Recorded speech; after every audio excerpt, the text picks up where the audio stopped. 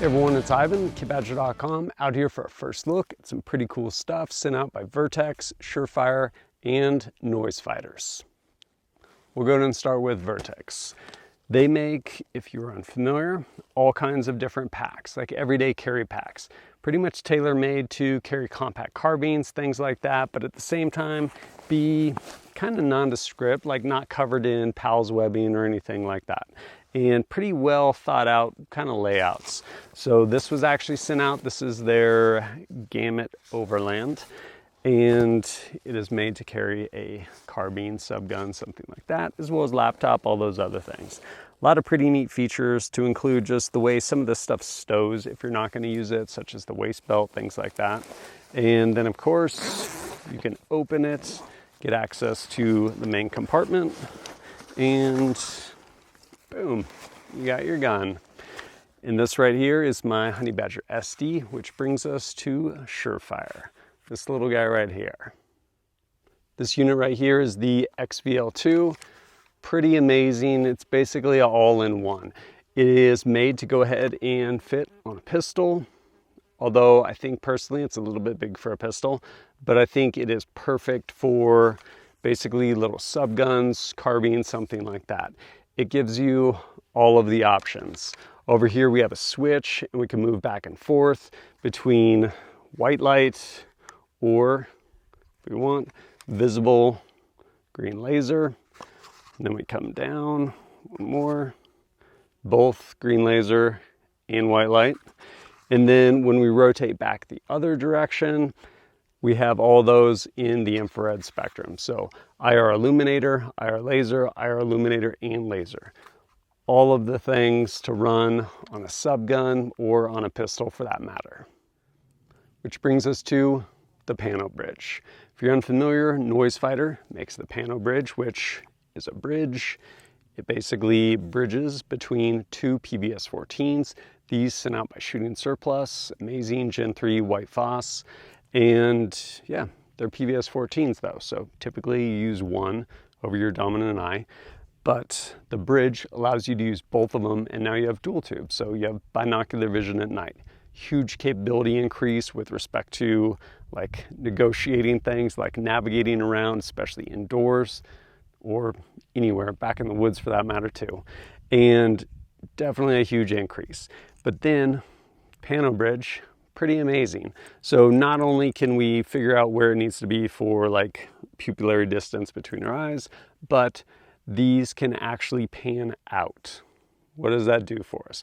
Basically, it widens up our field of view, which is pretty cool. Like if you think about quad tubes, what makes quad tubes amazing is there is 4 of them. And this is kind of the poor man's quad tubes, in that with quad tubes, you have typically with your night vision tubes, a really clean center as far as like high resolution center of your tube. And so that's where you want to be looking through. And these end up kind of bridging out. So you're basically getting to overlap some in the middle, but giving you a wider field of view. Whereas actual quad tubes, you have 4. And so you're getting a really clean, high resolution in every direction, because when you look through it, you're looking through the middle of the tube.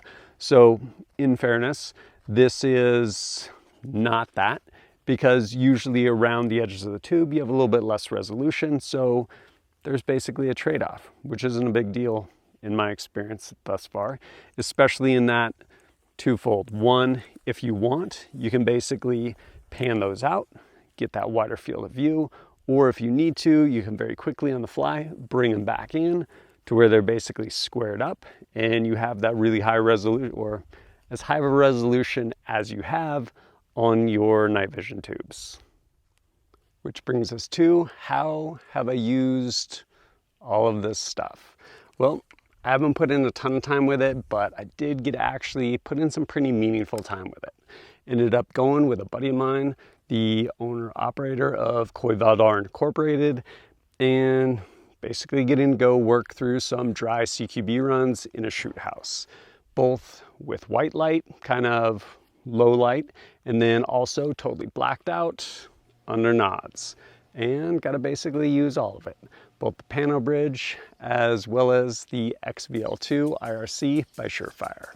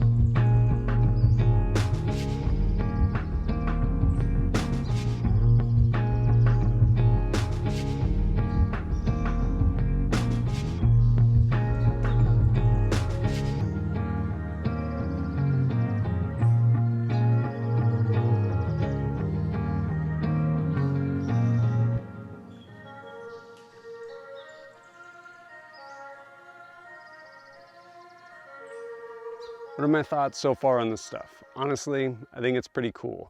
Both the innovation behind the Panobridge as well as how light it is.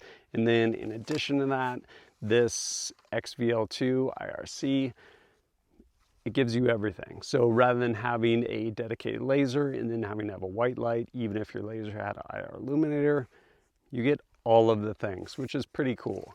So I'm gonna be using this setup right here in a upcoming rumination course where I'll also be using this. It's actually kind of a vehicle bag deployment course, which will be pretty cool.